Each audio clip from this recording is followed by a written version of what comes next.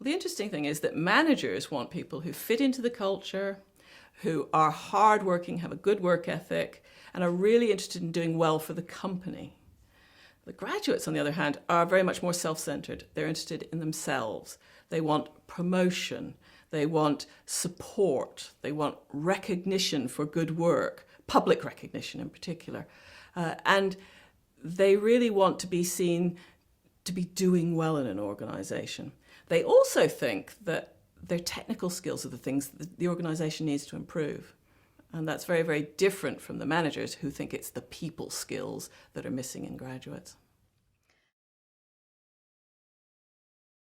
Well, the interesting thing about retention is that most graduates want to leave within 2 years of starting their first job. And that's really quite difficult for organizations. They want to move on. In India and the UK in particular, they're very, very fast paced. They want variety, they want new jobs, they're ambitious. They think that they can move on by changing every 2 years. And actually, the issue is that a lot of these young people are not gaining any in-depth experience.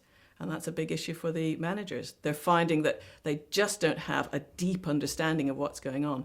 They don't learn from mistakes. They don't learn from lessons learned. If you don't see a project through from beginning right through to after it's been around, you'll never know what happened and you'll be making the same mistakes over and over again. And the other thing that's quite interesting is the graduates, they don't want to settle down in their 20s. They're really waiting until they're about 30 before they're interested in finding a job that suits them. And that means they will be flitting from job to job throughout their 20s.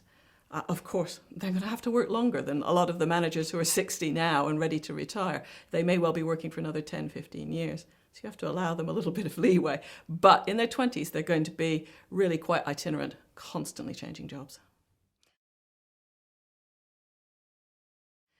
The funny thing is that Gen Y have come in with a very different view of work-life balance compared to their managers.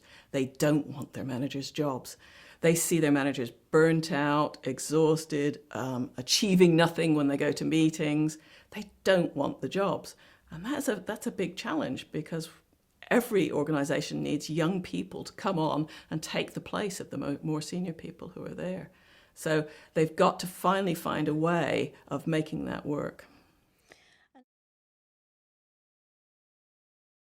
Well, to get a really successful working relationship, the first thing is get the right people in the company in the first place. Make sure your recruitment is right. Don't try and recruit for people who just come from university A or have a degree level B.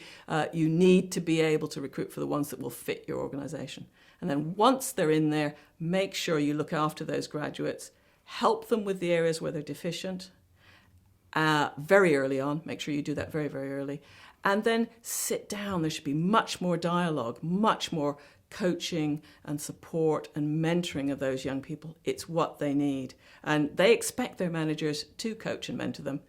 The managers are not succeeding totally. So it's a good area to sit down, talk about things like respect, and make sure that you both have a mutual understanding of the way forward and how to be a success in your organization.